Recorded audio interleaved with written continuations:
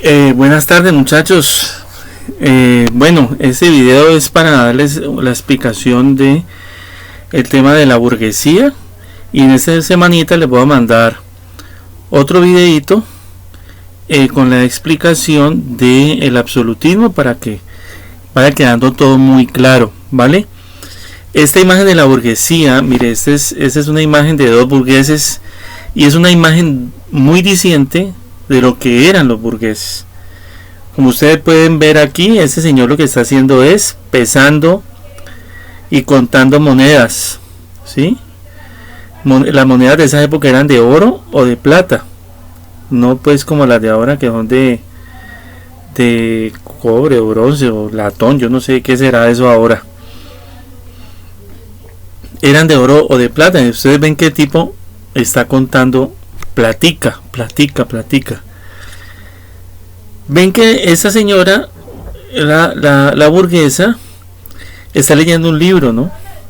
Eso significa que los burgueses traen un nuevo tipo de interés por el conocimiento y un nuevo tipo de interés por el arte. Pues eso está muy ligado al Renacimiento. Entonces aquí lo pueden ver que ellos están como en una especie de tienda, lo que nos da la idea pues de lo que son los burgueses, es decir, son comerciantes. Es interesante ver este espejito que nos muestra lo que estaría pues del lado de nosotros que lo estamos observando, pero bueno, eso ya son otras cosas de la pintura. Entonces mire, conocimiento, libros, la imprenta, ya saben leer y tienen un interés por saber, y dinero a través del comercio. Bueno, ¿cómo se originan los burgueses, muchachos? Acuérdense que en la Edad Media, los que estuvieron conmigo en séptimo, acuérdense pues cuando yo los llevé a mi reino Gustavland, y ahí pudimos ver cómo los reinos de la Edad Media estaban divididos en feudos. Cada feudo era mandado por un señor feudal, un noble, un conde, duque, etcétera, y cada feudo era autosuficiente. Lo que se llamaba autarquía. Acuérdense que nosotros veíamos cómo los feudos se producía todo lo que se necesitaba para vivir. Los feudos eran grandes extensiones de tierra por lo general. Esa es la acepción más general. Hay otros tipos de feudo, pero bueno, eso no nos interesa. El feudo en términos generales era una gran extensión de tierra. Tenía una aldea y tenía pues muchas cosas. Entonces si usted necesitaba comida, bueno, pues ahí estaba la agricultura. Acuérdense que la agricultura fue uno de los fue la actividad primordial, la actividad económica primordial durante la Edad Media. Entonces necesitaba comer, ahí se sembraba el trigo, se sembraban otros cereales, se sembraba lo que se necesitaba.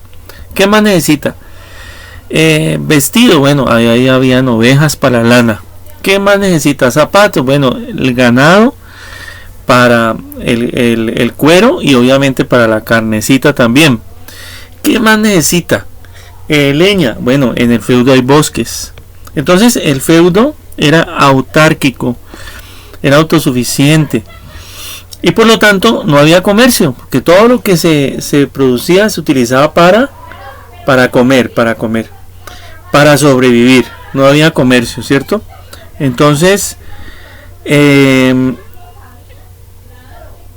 cuando hay las cruzadas, cuando se desarrollan las cruzadas son unas campañas militares que hace Europa cristiana. Pues acuérdense que Europa era muy católica, todos eran católicos hasta ese momento. Después aparece el protestantismo y el Papa dice: vea, Jerusalén, la tierra santa donde nació el Señor Jesús, se la tomaron los musulmanes, el Islam, los árabes.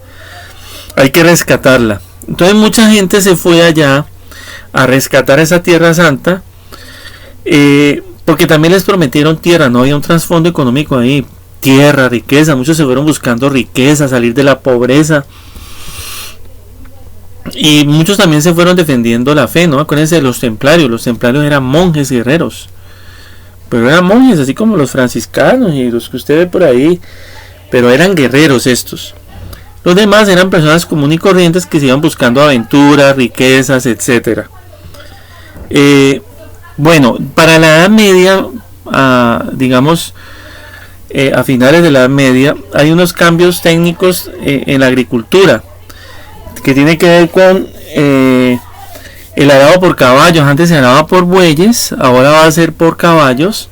Entonces se ponen varios caballos como en paralelo y se les pone unos arados más grandes, entonces permite mayor rendimiento. La rotación de cultivos, que consistía en que se dividía el terreno en 3 partes y una parte se dejaba descansar, porque cuando se siembra mucho en una parte, no se deja descansar, el cultivo comienza a mermar el rendimiento. Entonces dejaban descansar el terreno para que volviera a adquirir los nutrientes necesarios y sembraban en las otras 2 partes. Después cosechaban la parte que había descansado, entonces ellos volvían a cultivar y dejaban descansar otra parte. Eso lo hacían anualmente. Rotación trienal de cultivo se llama. Y la utilización de molinos hidráulicos a base de agua, mejor dicho, que permitían pues hacer labores más eficientemente que si se utilizara simplemente la energía humana. Todo eso trajo un crecimiento demográfico, un aumento de la población. Y al aumentar la población, pues mucha gente se comenzó a ir a la ciudad. Ahora, estos cambios de las técnicas agrícolas también generó que se produjera muchísimo, valga la redundancia, que se cosechara mejor, que se cosechara mucho producto agrícola, más de lo necesario para sobrevivir. Entonces quedó un excedente. Siempre que queda un excedente, uno trata de hacer algo con ese excedente, que es cambiarlo por otra cosa o venderlo. Entonces, como hubo un aumento demográfico, mucha gente se fue para la ciudad, que hasta ese momento las ciudades habían estado de capa caída, muy pequeñitas, y otros también se fueron a tratar de vender allá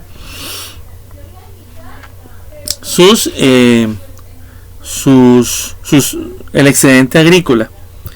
Bueno, estas cruzadas que estábamos viendo nosotros, que se fueron allá a luchar para recuperar Tierra Santa, duraron como 200 años. Los europeos iban allá, recuperaban Tierra Santa, se iban otra vez para Europa y los musulmanes volvían a retomar. Y así fue hasta como la 8ª cruzada, hasta donde que definitivamente los musulmanes se quedaron con Tierra Santa, pero permitiendo que todo fuera una ciudad como libre, donde todo el mundo y de todas las religiones pudieran estar allí. Bueno, cuando estas personas, los cruzados, fueron allá al Medio Oriente, al cercano Oriente mejor, comenzaron a ver un poco de cosas que antes ellos no veían en su Europa, donde vivían en castillos de ladrillo pelado, casi no tenían cosas ahí. Comenzaron a ver unas alfombras hermosas, comenzaron a comer productos deliciosos, con condimentos también que le llamaban especias, también muy ricos. Comenzaron a ver las sedas que venían de por allá de la China. Comenzaron a darse cuenta de una cantidad de productos que en Europa no conocían, ¿vale? Muy bien.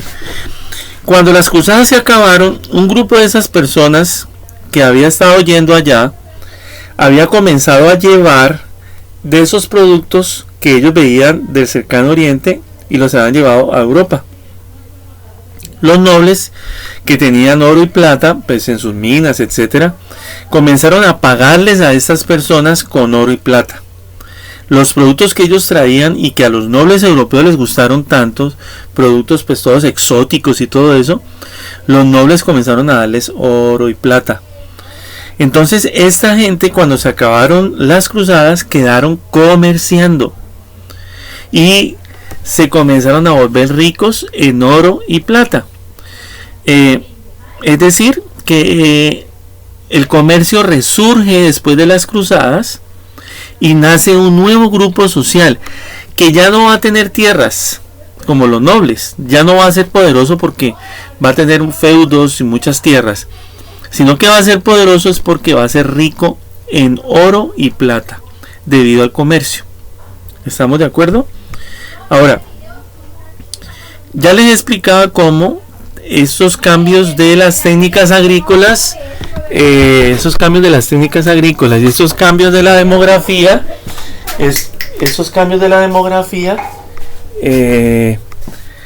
hicieron pues que las personas comenzaran a ir a las ciudades, Entonces, mire las ciudades acá. Las ciudades eran muy pequeñitas, pero aquí comenzó a llegar todas estas personas. Y generalmente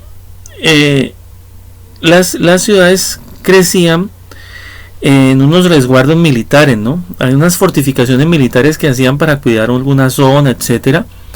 Y ahí comenzaron, bajo el resguardo de esas fortificaciones, a hacerse determinada cantidad de gente, ¿sí? Hasta que fue creciendo un poquito más, fueron extendiendo las murallas, y esas murallas, esas fortificaciones se le llamaba burgos. Hay una ciudad española que se llama Burgo, hay otras ciudades europeas con ese sufijo, Hamburgo, ¿sí? Estrasburgo, en fin, nacieron así, como unas fortificaciones pequeñas militares donde fueron gente, y aquí bajo ese resguardo de la fortificación al lado de las murallas comenzaron a hacerse los burgueses, los comerciantes, vea como los comerciantes ambulantes de ahora, a llevar sus cositas con su mesita, etcétera, o en el piso a vender sus vainitas allí. Como ellos hacían aquí en estos burgos, bajo la protección de las murallas, esos comerciantes comenzaron a ser llamados burgueses, y ese es el nombre que se quedó. Entonces, ¿quiénes eran los burgueses? Los burgueses eran los comerciantes. Ahora bien, pilas con esto. Mire el caballero burgués, bien vestidito, un vestido fino, platica, buena peluca. Aquí tiene pues su florete, etcétera. Los burgueses comienzan a tener mucho poder económico en oro y plata, ya habíamos dicho. Mire que las ciudades hacían parte de un feudo, ¿no? El feudo lo mandaba un noble, un señor feudal. Pero los burgueses que comenzaron a vivir aquí se volvieron tan ricos que ellos no querían estar bajo el dominio del noble, que era dueño del feudo, y le compraban la libertad al señor feudal de la ciudad. Y el noble, pues que también quería platica, oro y platica, dejaba la ciudad libre, les vendía la libertad y la ciudad se volvía libre, sin tener que obedecer a algún señor feudal.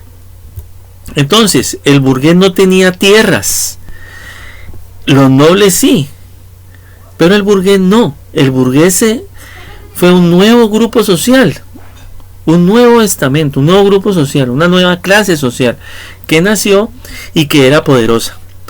Para la Edad Media, las clases sociales eran tres, eran estamentos, más que clases sociales, eran estamentos, porque usted nacía allí y no se podía ir para ningún otro lado. Si usted nacía como noble, toda la vida era noble, así se volviera pobre, seguía siendo noble, seguía teniendo su título nobiliario.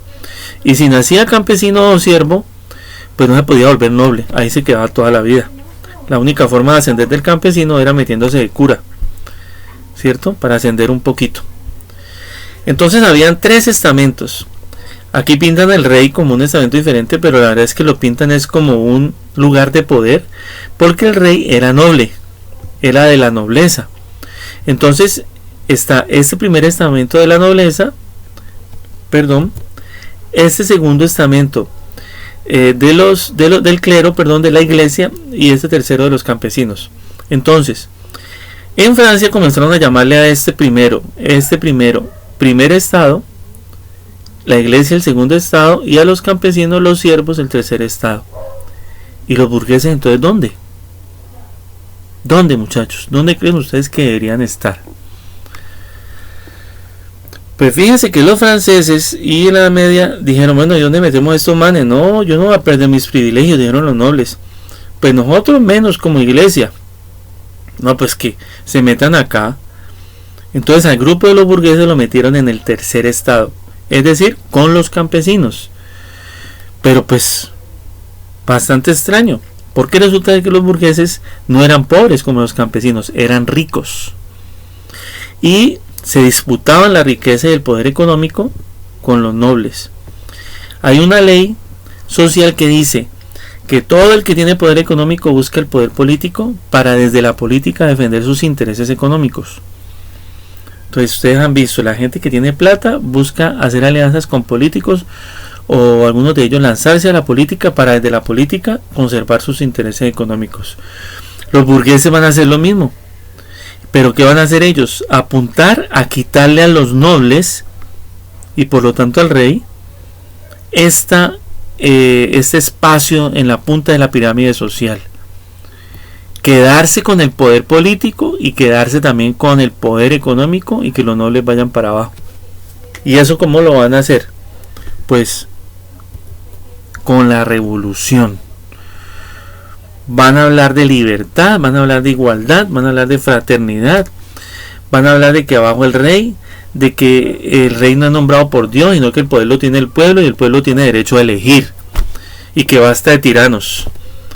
Y entonces así van a hacer todas las revoluciones, comenzando por la revolución francesa, la revolución de independencia de los Estados Unidos, la revolución de independencia de Colombia y de Latinoamérica. Todas fueron revoluciones burguesas. ¿Y por qué la hicieron los burgueses? Para llegar aquí, para llegar acá, con un nuevo sistema político donde ya el reino no va a haber, sino que va a haber una democracia liberal y con un orden económico diferente donde los burgueses van a reemplazar a los nobles y donde el dinero va a ser lo más importante. Listo, muchachos, espero haya hecho esta explicación lo más ágil posible. Si tienen dudas, por favor pónganlas en el tablón para yo contestarlas y nos veremos pronto. El jueves les envío otro pequeño video para hablar del absolutismo y quedar listos ya pues para las revoluciones que vamos a estudiar.